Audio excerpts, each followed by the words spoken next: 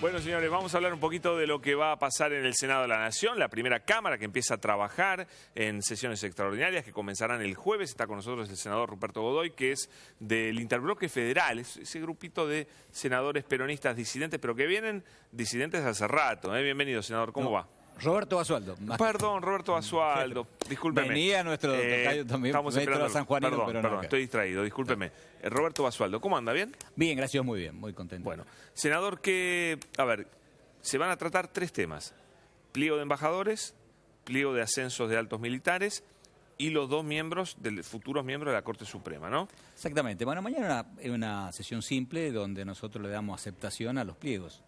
Donde entran los pliegos, lo aceptamos que entre para el tratamiento, le damos inicio al tratamiento de los pliegos. Sobre todo la Corte, bueno, y ahí empiezan a trabajar. Después tenemos un tiempo, por ejemplo, el tema de la Corte, que es lo que más le puede interesar a todos, tiene para poder estar para objeciones o no, tienen 2 semanas que alguien quiere impugnar a un candidato, presentar o tener algo, y cada uno, y la comisión está viendo y recepcionando todos los informes que pueda tener. Y después ellos van a ir les van a hacer una especie de preguntas y respuestas, ¿no es cierto? Por supuesto, en la comisión vamos a tener una sesión de entrevista, de acuerdos también. Bueno, donde ¿Pueden participar los que no son miembros de la comisión? Sí, por supuesto, todos los senadores pueden participar, pueden participar, por supuesto, siempre trato de ir para, bueno, y más en un caso tan importante, ¿no es cierto? Todo lo que lo podamos sacar la duda, vaya que tiene un excelente currículum y tiene una muy buena trayectoria, pero mejor, mientras siempre podamos conocer más el tema que vamos a votar, mucho mejor. Dicen que una de las primeras preguntas que le van a hacer es si ellos estaban de acuerdo en ser nombrados por decreto, que fue la idea primigenia, un grave error de gobierno, está clarísimo, que después dio marcha atrás, ¿no es cierto? Esa idea nunca se llevó adelante. Pero usted le preguntaría a ellos si ellos estaban de acuerdo en ser nombrados jueces de la Corte Suprema por decreto. Yo creo que más, quien le pregunte, alguien le va a preguntar, pero acá lo que tenemos que tratar nosotros... ¿No le importa a usted eso? Yo creo que lo que tenemos que estudiar los pliegos. Siempre he dicho, cuando la otra vez algunos cuestionaban de que si el gobierno anterior iba nombrado iba a tener unos pliegos, le digo, tratemos los pliegos, ¿no? Del propuesto, no de quien lo propone. Creo que si acá hemos tenido un error el que lo propone, no el propusto. Entonces, bueno, yo creo que es un problema, un error de ellos, del que en este caso el Ejecutivo... Un error de Macri, no de los Del miembros. Ejecutivo que se equivocó con un DNU, ¿no es cierto? Podría haber sido, como en este caso, con extraordinarias, que no debemos tener ningún tipo de problema. Porque en este tipo de... tenemos que acordar. Y dice, mire, tenemos que negociar. No se puede negociar. En la política no hay que negociar, hay que acordar. ¿Y qué es para acordar con esto? Que la política es negociación. No, es acordar. Senador Basualdo. Mire, yo vengo de la parte empresarial. Más que comercio, me gusta más a mí que ninguno. Vivo de esto, me he criado en esto y he nacido arriba de un changuito de supermercado más que un changuito de bebé. Así que conozco perfectamente. Pero en la política hay que acordar. ¿Y cómo se acuerda? Por ejemplo, en este caso, ¿quién propone? El Ejecutivo.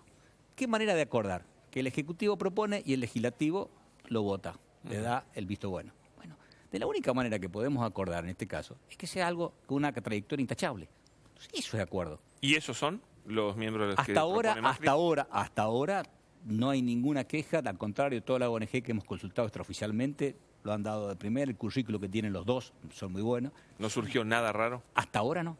No quiero decir, no puedo decir... no puede adelantar su voto, pero... No, pero hasta ahora, si así el voto, por supuesto, es positivo, ¿no es cierto? ¿Cree que se van a alcanzar los 2 tercios? Yo creo que sí, porque se puede acordar. Si realmente no tiene nadie que le pueda decir nada a lo contrario, el currículum que es intachable y toda la historia, bueno, en eso se puede acordar. ¿Cómo se puede acordar? Como digo, siempre hay dentro para nombrar de la Corte y 2 patas, uno que lo propone y otro que le da la aprobación. Si en este caso es muy bueno, ¿por qué no le vamos a dar la aprobación nosotros? Bueno, pero el Partido Justicialista puede hacer lo que quiera. Nosotros digo los senadores. Los senadores. Si ya estoy hablando por todo. No, yo creo que todos los senadores, si usted le dice algo a un senador, es una persona intachable, ¿por qué le va a decir que no? Ya olvidemos los colores partidarios. Mañana usted... Si fuera tan fácil.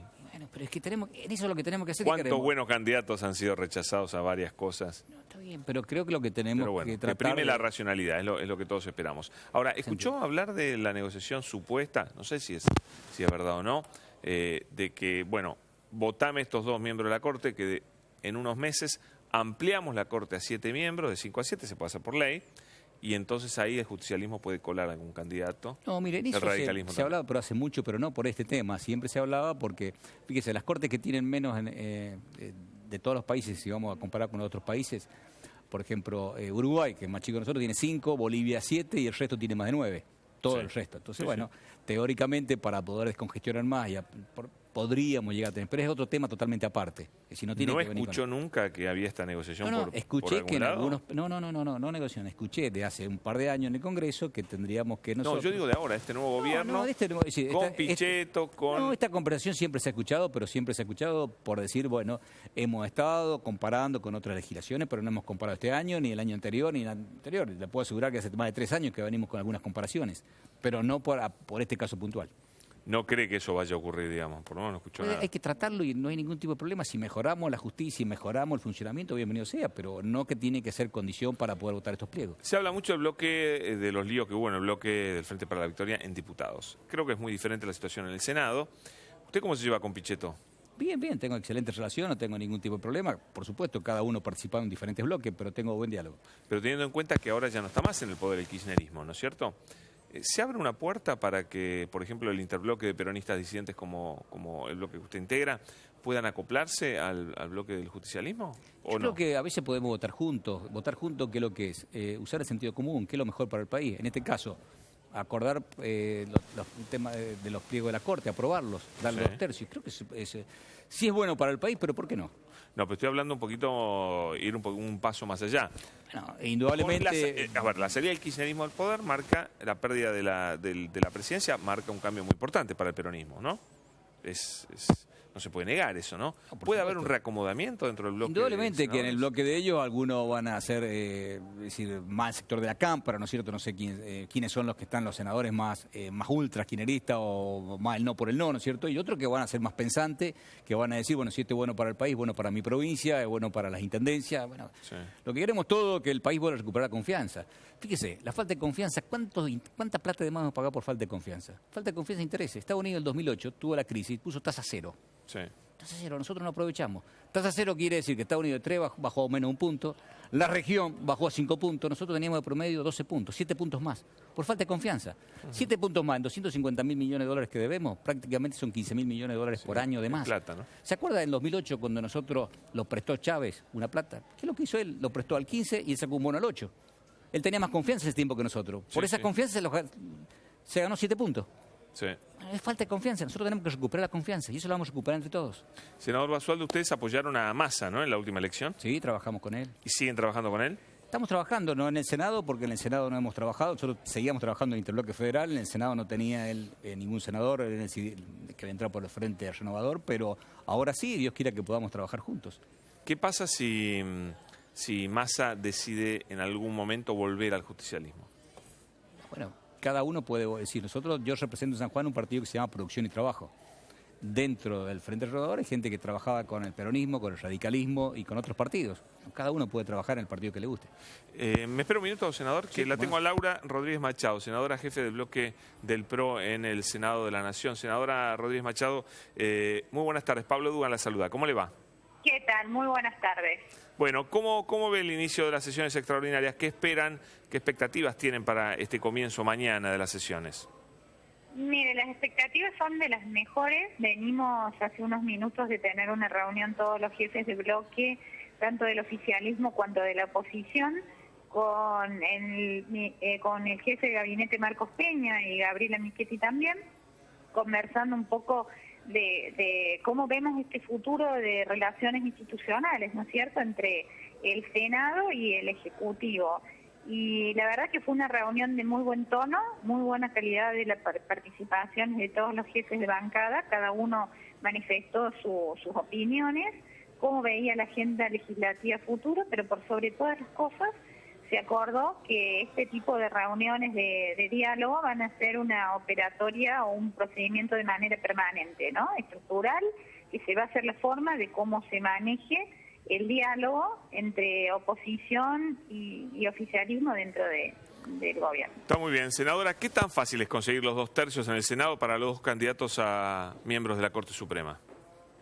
Bueno, por lo pronto lo que hay que ver, que es muy halagüeño y muy prometedor, es que se va a constituir la comisión de acuerdos y que en esa comisión se va a iniciar un proceso que tiene que ver con recibir impugnaciones, objeciones y una audiencia pública, y eso va a influir, entiendo yo o no, en el ánimo de los senadores que después tienen que votar, porque ahí nos daremos cuenta si hay un consenso también generalizado y político para estas designaciones, que en realidad tienen que obedecer a designaciones más técnicas que partidarias. Totalmente. Entonces, yo creo que sería muy importante, o vamos a tener mucho más en claro el ánimo de los senadores una vez que ese proceso haya finalizado o esté concluyendo, porque ahí vamos a poder tomar el timing de lo que la sociedad está esperando también de nosotros. El gobierno ha hablado varias veces, y lo hacen en off mucho, sobre un núcleo duro de kirchneristas o de la cámpora, depende, algunos le dicen de una forma, otros de otra, que supuestamente, porque no está claro tampoco hasta ahora, van a oponerse a todo. ¿Usted siente que en el Senado también hay un grupo de senadores que responden al kirchnerismo que van a oponerse a todo? ¿Es cierto eso? ¿Se lo han anticipado? No, ¿se lo han dicho? Yo me imagino que por lo pronto en la reunión de hoy, que fue un diálogo, la verdad que muy interesante, quedó bastante claro que la oposición por la oposición misma en este nueva Argentina no tiene asidero, no va a tener consenso social. Porque no te olvides que todos respondemos a quienes nos votaron y nadie quiere el enfrentamiento por el enfrentamiento mismo cuando lo que está en juego. Yo no me imagino por lo pronto ponerse a todo a un bloque del Frente para la Victoria no votando por una disminución de la presión fiscal en los salarios de los trabajadores. No dijimos, yo no dije todo el bloque, no dije todo el bloque. Dije aunque sea algunos, no me imagino un representante de la sociedad, de la Argentina, de los trabajadores, que no levante la mano a favor de la disminución de la presión fiscal sobre los salarios de los trabajadores. No, pero me está hablando del proyecto más fácil, ese es obvio que lo van a votar. Pero hay otros un poquito más complejos. Porque entonces no es el todo por el todo. Está bien. Roberto Navarro le quiere hacer una pregunta, senadora. Sí. ¿Qué tal? ¿Cómo le va? Buenas tardes. Hay un tema que seguramente va a ser complejo, que es el de los DNU. Digo, por ejemplo, es difícil esperar que el Frente para la Victoria, por lo menos, apruebe la derogación de la ley de medios, ¿no? Bueno, a ver, probablemente ese sea uno de los temas, como bien indicaba tu compañero, más conflictivo, pero la derogación de la ley de medios también requiere una intervención legislativa, ¿no es cierto? No nos olvidemos que también los DNU tienen un tratamiento. Y también si ese DNU no es aprobado, también puede haber una rectificación a través de una normativa. Yo creo que la ley de medios y otras leyes que fueron emblemas de la gestión anterior van a ser los escollos tal vez más importantes, donde se tratará de buscar consenso, pero sí los más difíciles. Pero una vez yo me interpreto que se genera una situación de diálogo, encontraremos los puntos en disonancia, pero se va a sentar y va a haber diálogo. Entonces se va achicando esa brecha de decir, no vienen, no dan quórum, no participan, no se dialoga, no se reúnen las comisiones. Se va a achicar esa brecha. Hay dos leyes también muy importantes que se tienen que derogar para darle vía libre al gobierno para el acuerdo con los fondos buitre, ¿no es cierto? Sí, ahí tiene la ley Cerrojo. Sí, la ley Cerrojo y la ley de pago soberano. ¿Ustedes tienen ahí alguna negociación ya? ¿Tienen alguna idea de cómo están plantados los otros senadores? No, la verdad es que yo lo que sí recuerdo es que el kirchnerismo, en boca de la presidenta y también de sus principales referentes, hicieron realmente un homenaje a ellos mismos diciendo que era el gobierno que más deuda había pagado. Entonces yo veo una especie de contradicción en después poner una ley Cerrojo diciendo, atando de manos al Ejecutivo, diciendo ustedes estas cosas no se pueden hacer en el marco de una negociación. Un negociador es un negociador. Después este negociador se da vuelta y verá si tiene consenso social para lo que hace. Ahora, una ley impidiendo determinados marcos de negociación es una locura. Es una locura a manos de un gobierno que se ha jactado de ser el mayor pagador de deuda en los últimos 20 años. Entonces, en ese sentido, yo creo que va a haber también una posibilidad de diálogo, porque estamos viendo que la aceptación de nuevas propuestas que no significan ponerse de rodillas ante ningún fondo buitre es posible. Es posible, porque el solo hecho de que recambió el gobierno nacional hace que hasta los tenedores de bonos hayan mirado de otra manera propuestas que antes también se hacían de la misma manera. Entonces hay que abrir ese marco de negociación, lo necesitan los municipios, lo necesitan los gobernadores, la Argentina tiene que volver al crédito internacional, tiene que volver a honrar sus compromisos, por supuesto con dignidad, no pagando de cualquier manera cualquier costo, pero sí tiene que volver a retomarse esa senda de estar de Argentina dentro del ámbito financiero internacional como un país que honra sus compromisos externos. Sí. No sé si la población en general toma con tanto entusiasmo el hecho de volver a endeudarse después de la experiencia que tuvo Argentina. Es decir, si tiene Es que tanto no se va a volver a consenso. endeudar, porque nosotros, a ver, ¿qué es? Bueno, ¿para qué le pagamos a los fondos buitres? ¿Para poder volver a los mercados internacionales? Pero mire, yo por ejemplo vengo de una provincia, ¿no? Donde hay muchos municipios muy pequeños, muy chiquitos, que necesitan hacer obras, por ejemplo, con el BID, con organismos multilaterales de crédito, para hacer acequias, para hacer cordones cunetas, para hacer desagüe, para hacer hospitales, y no lo pueden hacer. Entonces, a esa gente... No, el BID nunca, discúlpeme, senadora, pero el BID nunca nos suspendió sus créditos. No, en algunos lados nosotros no pudimos aplicar. Yo tengo bastantes casos de pequeñas instituciones o municipios que que a su vez dependen de la coparticipación provincial y de la autorización nacional. A ver, no sé si lo suspendió, pero no aplicaban y no les daban los créditos, tal vez formalmente de esa manera no. Entonces, volver al mercado internacional del crédito no es pensando que el país se tiene que endeudar nuevamente, es todas aquellas otras organizaciones en el medio, sobre todo el interior, que corre el mismo riesgo de lo principal y que también está dentro de un contexto que no puede recurrir al mercado internacional de crédito. Senadora, el otro día charlando con Nicolás Massot, que tiene su mismo puesto, pero en la Cámara de Diputados, lo vi bastante canchero, dijo, entre propios y ajenos. No le digo agrandado, pero estaba cómodo, ¿no? El hombre. O sea, entre propios y ajenos, tal vez llegamos a 140 votos. Después tuvo la buena noticia de que se quebró el bloque del Partido Justicialista. Realmente está mejor que usted, vamos a decir la verdad. Vamos a ver cómo le va a usted. Usted, más o menos, ¿cuántos votos cree que tiene en el Senado? No, porque mañana, es correctísima tu pregunta, mañana nosotros en el Senado va a ocurrir otra cosa. Nosotros tenemos en el Senado, los votos van a tener relación al tipo de ley que presentamos. Entonces, en ese sentido, va a ser un poco distinto de cómo es en diputados. Y no está bueno en este momento yo poder darle ese número, esa cifra, porque yo estoy segura que para algunos casos va a ser del 100% la adhesión.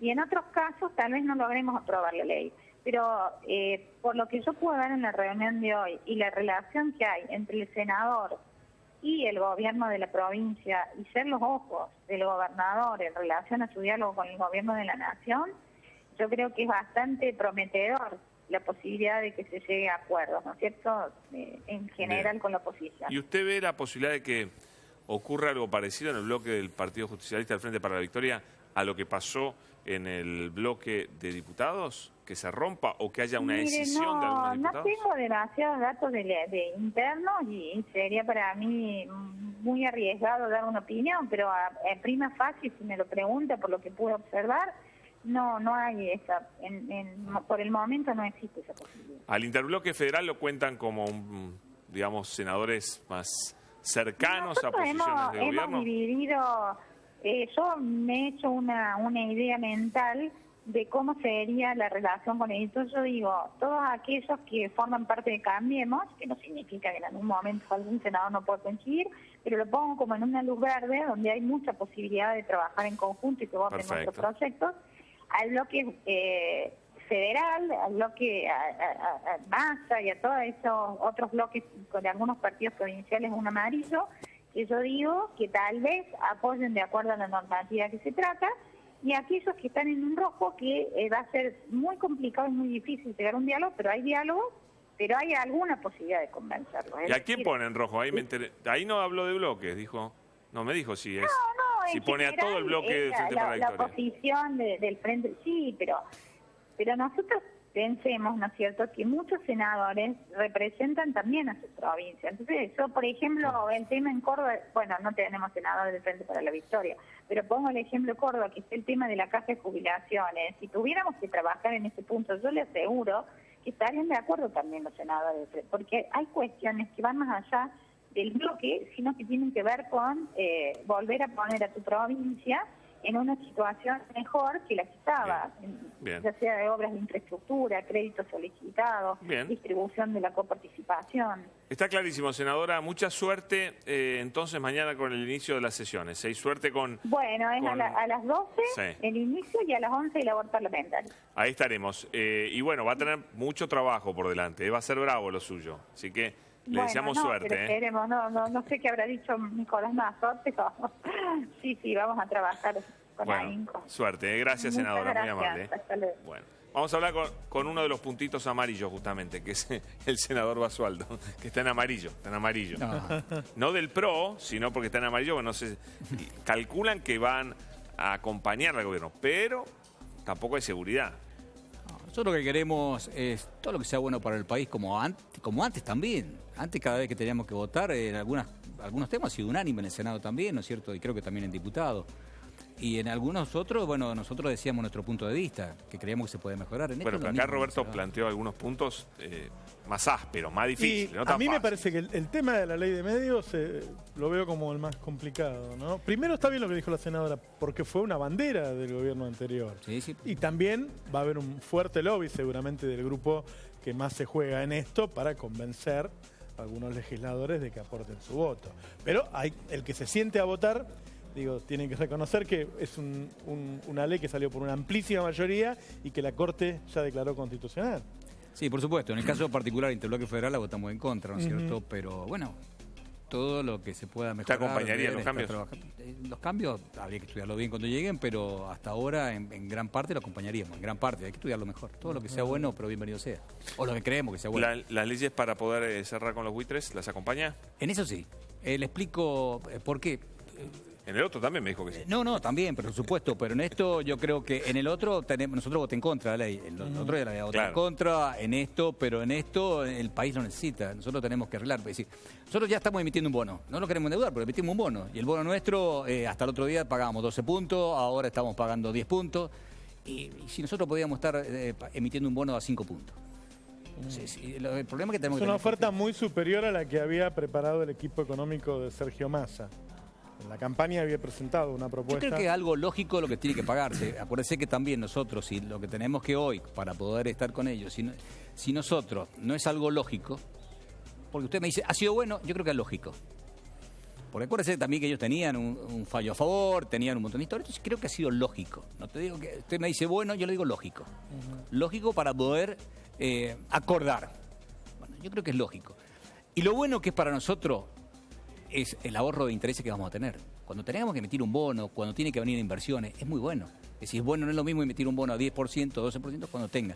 Porque, ¿qué pasa? ¿Quién compra el bono al 10% o al 12%? Lo compra algún gran especulador o un argentino. Porque los que somos argentinos conocemos que nuestro país debe menos del 50% del PBI. Estados Unidos debe más que nosotros. La mayoría de los países deben más que nosotros de acuerdo al PBI. Nosotros debemos muy poco, es pagable. Discúlpeme, pero Sí. antes de que surgiera este problema, que Sí. surgió cuando la Corte no quiso tomar el caso, nosotros no teníamos ningún embargo sobre Sí, sí, los sí. pagos, no teníamos este problema, igual estábamos pagando 10%, recuerdo. Y más, y 12% también. Claro, Más, por cuando, eso. cuando apretó Venezuela... Pero no es que el tema de los fondos buitres ya nos saca la tasa alta. No, lo saca. Pero todo eso es confianza. Cuando volvamos a tener, si lo estamos diciendo recién, cuando empezamos la conversación de que cuando lo prestó Venezuela, que gracias a Dios lo prestó, pero lo prestó a un bono a 15 puntos, donde él sacó un bono al 8%, porque tenía en aquel tiempo más confianza que nosotros. La palabrita confianza pagamos 7 puntos de más. Bueno, nosotros tenemos que lograr la palabra confianza, pero ¿por qué? Porque tenemos un país que no estamos endeudados, que lo podemos pagar. Y ¿quién compra el bono nuestro? Lo compra un gran especulador o lo compra los argentinos que conocemos. Cuando la tasa, es decir, cuando el bono dé un rendimiento de 5 puntos, lo van a comprar mucho más. A 10 puedo puntos bajar dicen, a- no lo compran. A 10 puntos, usted le ofrecen un bono de 10 puntos y dice, no, la limón es grande, hasta Santo desconfía. Le dicen a 5 puntos y ya lo empieza a mirar. Senador, ¿lo puedo bajar a tierra un poquito? Sí, cómo no. Algo más palpable de todos los días. Ustedes acompañan a grandes rasgos. Pero ojo, esto de la tierra, los intereses que pagamos, es decir, los intereses que estamos ya pagando lo sé, de más ya lo es sé. una Pero fortuna. a tierra para que la gente entienda más alguna cosa más que tiene que ver con ellos. Todos vamos a recibir una factura de luz Sí. bastante más grande, mucho más grande. Ahora, ¿usted cree que el gobierno hizo las cosas bien, manejó el tema bien? Mire, a la parte la tenemos que sincerar. Porque probemos la inflación, creo que es lo que tenemos que combatir todo y todos estamos de acuerdo. En eso creo que es algo de Estado, todos estamos de acuerdo. Hay que combatirla. Pero si usted estamos emitiendo gastos corrientes para pagar subsidios. Gasto corriente para pagar subsidios. Sí. Indudablemente que usted va a generar el gasto corriente para pagar subsidios, se convierte en inflación. Entonces la queremos combatir, pero por otro lado no queremos dejar de pagar gasto corriente. Todo inflación. Entonces tenemos que sincerar las inversiones. Usted dice que hay que hacerlo para bajar el gasto. No, que no para podemos. achicar el déficit fiscal. No podemos tener un déficit fiscal de gasto corriente. El déficit fiscal usted lo puede tener para producción, que es totalmente diferente que para. Hace 2 semanas el mismo gobierno amplió muchísimo el déficit fiscal, bajando las retenciones, eliminándolas al campo. Lo que hay acá es una transferencia de recursos de los trabajadores que pagan la luz al campo, a sus productores agropecuarios, los que se les bajó el impuesto. No, es que lo apostemos para la producción. Ahí volvemos al tema de lo que está. Por ejemplo, queremos combatir la inflación, hay que apostar a la producción. Uno de los temas que tenemos que tratar es cómo le apostamos a la producción, ¿no es cierto? Se duplicó la cosecha, no tenemos problema de producción nosotros en Argentina. Pero mire, en los últimos 3 años subió un 20%. Las economías regionales están destruidas. Sí. La economía regional, a mí me toca presidir hace muchos años. ¿Del precio del dólar o de las retenciones? No sé qué. De todo, es un combo. Las economías regionales estaban destruidas porque usted con ese 5% que pagaban era 5% más de pérdida que tenían. Es decir, no era de la utilidad, sino 5% más de pérdida. Es decir, era un tiro de gracia. Es decir, ya la economía regional tenemos que sacarla, es decir, unificar el tipo de cambio. No podíamos elaborar la economía regional, todos estaban diciendo estamos produciendo con 14 pesos y vendiendo con $1 de 9. Ahí que estaban destruidas toda la economía regional, no la del sector nuestro de San Juan, sino toda la economía regional. Bueno, indudablemente que la economía regional generan trabajo. Pero aparte de la economía regional, si vamos a la parte industrial también, tenemos que hacer inversiones en la parte energética. En la parte energética, ¿qué teníamos haciendo nosotros? Hoy, por ejemplo, usted quería producir. Yo le estaba hablando claramente del trigo, la soja, el maíz y el girasol, donde hay una enorme transferencia. Yo digo, porque si nos preocupa que hay que hacer un ajuste fiscal, si no es mejor hacerlo con los que más tienen que los que menos tienen. Pero con el maíz y con la soja le hemos bajado 5 puntos. Y el maíz que le podemos hacer, vamos a aumentar. No la hemos bajado, usted no está en el gobierno. No, bueno, yo no estamos, decir, la que hemos bajado en el tema de los argentinos, porque yo me considero argentino, ¿no es cierto? Que todos estamos bajando, ¿no es cierto? La soja se ha bajado 5 puntos, perfecto, bárbaro. Con el maíz lo que tiene que estar, ¿quiénes son los primeros que se van a poner también un poco con el tema de las retenciones? Muchas las retenciones. Son las grandes cúpulas que se van a decir, ¿por qué? Porque al productor que no exportaban ya le estaban descontando al maíz el precio de las retenciones. Usted cuando el precio rosario era tanto, menos retenciones, menos flete. Y capaz que no era para exportar. Entonces estamos perjudicando, beneficiando a algunas grandes y perjudicando al productor. Que al productor le decía, el señor tiene menos del 20%, pero si no lo están exportando. O le descontaban el precio del mercado, ¿cuál era? El precio rosario. El precio rosario es menos retenciones. Entonces estamos castigando a un gran sector argentino.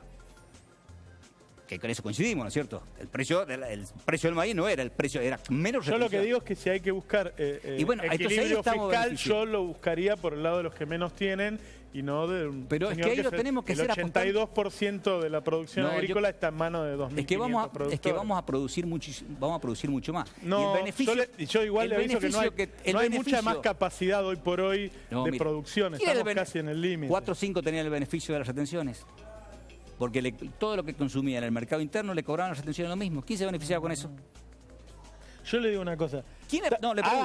Háganlo como quieran, pero si siguen ajustándole todo a los trabajadores, a los consumidores, ustedes van a tener una recesión enorme y le va a costar quedarse en el gobierno. Disculpe, ¿quiénes son los que se beneficiaban? ¿Con qué? El Estado que recaudaba con esas retenciones. Las retenciones también se beneficiaban algunos grandes que tenían con las exportaciones. Me dejan terciar. Ahí Roberto dijo algo que es una cuestión económica, ¿no? No es ideológica. ¿Puede haber una recesión por una baja de dinero que tenga la gente en el bolsillo por estas medidas? ¿Eso puede ocurrir, cree usted, o no? Indudablemente que sí, ¿no es cierto? Si nosotros estamos, pero lo que tenemos que tratar es sincerarnos y apostarle mucho a la producción. Hay medidas que tenemos que hacer que yo, por ejemplo, personalmente la vengo peleando hace mucho. Por ejemplo, no puede ser que usted a la producción la castigamos con un montón de impuestos, no de ahora, hace muchos años, y a la parte financiera cero impuestos. Usted compra un bono y un bono no le da ningún tipo, es decir, usted no paga ni bienes personales, ni ningún tipo de interés. ¿Y cuándo le vamos a apostar? Y tenemos que apostar a la producción, darle un beneficio a la parte impositiva, darle un beneficio a nosotros. Usted ve el riesgo está. Pero por supuesto, tenemos que apostarle a la producción, ¿no es cierto? A generar trabajo, a la producción, para poder decirle, señores, usted todo lo que reinvierta lo puede descontar de forma anticipada de bienes capital. Yo tengo un proyecto presentado hace más de 6 años, que cada 2 años se me cae. No lo tratamos. Ni lo tratamos. Y es una manera de combatir la inflación, apostándole a la producción. Y un proyecto similar al que presentaron el mismo Proyecto de La Baña. La Baña fue similar al nuestro, nosotros lo hemos seguido presentando, le hemos modificado todos los errores que teóricamente tenía que tener, que eran muy pocos errores. Bueno, le pusimos un cupo fiscal y lo fuimos presentando. Pero era un proyecto que estimulaba la producción, que no se puede estar de la producción. ¿De dónde íbamos a sacar ese dinero? Y bueno, le acostemos. A mí, sinceramente, a mí me da la impresión de con semejante aumento de precios que hemos tenido en estos meses, que claramente no va a ser emparejado por la suba salarial, porque ya el gobierno dijo cuál es la suba salarial que quiere dar, es muy factible que tengamos una caída del consumo muy fuerte, que nos hunda en una recesión de la cual, en el contexto internacional que estamos, con Brasil cayendo al 5%, con Latinoamérica cayendo al 2%, destacándose Estados Unidos, no lo vamos a solucionar con esa ley, pero que siempre me pareció bien la ley de La Baña, me parece muy buena. No es buena, la ley es buena porque hay que costar la producción, por eso vamos a combatir la inflación, ¿no es cierto? Bárbaro. Y era muy buena en el contexto que se iba a crear la ley, que estaba aumentando mucho el consumo y había que aumentar también la oferta. Así es. ¿No es cierto? Que era buenísima la ley y por eso la seguimos presentando y creo que sigue vigente sin ningún tipo de problema. Hay que apostarle. Creo que más allá del tema, si le bajamos el impuesto, si en este momento el Congreso vota, le aumentamos el mínimo imponible, el impuesto a la ganancia, le vamos a mejorar el poder adquisitivo a la gente, creo que más o menos se pueden ir... No, a la gente no, solamente al 10% que más gana, que son los que pagan impuestos a las ganancias. Es lo que están pagando. Siempre nos preocupamos por el que más gana, ¿entiende? No, o sea, ¿cuál es la preocupación por, mire, por la cantidad, por los 40 millones de argentinos que tienen que consumir? Porque si no, después el problema va a ser ¿cómo de todos, combatimos? Es decir, ¿cuál es el tema? Combatir la inflación. Sí. ¿Quién paga la inflación? El que menos tiene. El asalariado, el que más lo castigamos, y las pymes. ¿Quién se beneficia? El que más tiene con la inflación, el que tiene el superstock, ¿no es cierto? Bueno, siempre hay un beneficiario. No, mire, a ver, el aumento del precio de los alimentos, el que más lo paga es el que gasta la mayor cantidad de salarios en alimentos. Este golpe le está pegando al que menos tiene, claramente. La inflación le castiga muchísimo, lo que más le castiga al asalariado y a las pymes. Son así en ese orden, ¿no es cierto? Bueno. ¿Cómo hacemos para combatir la inflación? No, pero ¿Cómo hacemos para combatir la inflación cuando nosotros tenemos gastos corrientes altísimos? La discusión es... en la transición. Usted tiene que hacerlo de tal manera de no llevar al país a una recesión. Yo creo que están tomando vamos en el sentido correcto.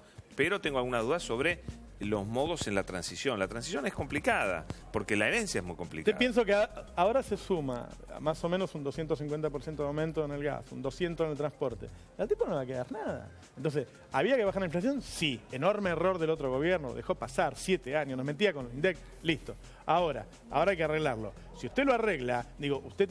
Tiene un problema con estos lentes y los rompe. No puede romper. Está rompiendo el mercado. Ya hablamos de romper, tampoco podíamos... A la inflación hay que reconocerla. Decíamos antes, teníamos fiebre, que es la inflación, rompimos el termómetro.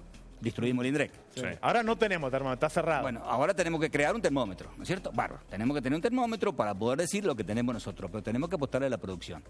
Cuando usted me decía las retenciones, aquí estamos beneficiando. También las retenciones, tener el maíz, era 5 o 6 lo que beneficiamos. Porque a usted, un productor normal, por más que usted le quería vender la producción, a usted le descontaban el 20% las retenciones. Y esa capaz que no se exportaba, pero se la descontaban lo mismo. Entonces, ¿quién beneficiaba? Le propongo algo. Otro día lo convocamos muy aguerrido, sabe mucho de economía, el senador. Un placer este debate. Está muy bueno, esto es lo que necesita el país, ¿no? Debate sobre estas cosas, ¿eh? Ha estado muy bien igual, ¿eh? No, yo le agradezco mucho. Estoy más de acuerdo con usted que con Navarro. Me gustaría hablar, por ejemplo... Estoy en el buen camino. No, pero y con él yo lo veo y he compartido mucha historia de la inflación y de todo. Por ejemplo, me gustaría hablar también algún día, yo vengo del sector también de mayorista, de la suba del precio de los negocios tradicionales, cómo fue la historia del 2002, de dónde empezamos, porque esto también en el 2002, el 70% era por hipermercado, el 30% de la venta era por comercio minorista. Después pasó al 60% por comercio minorista. Le prometo que la seguimos. Aguerrido, ¿eh? Un placer, ¿eh? Estamos trabajando en eso. Muy interesante, senador, ¿eh? Muchas gracias por haber venido. Y gracias a Roberto también. Estuvo muy bueno el debate, realmente, ¿eh?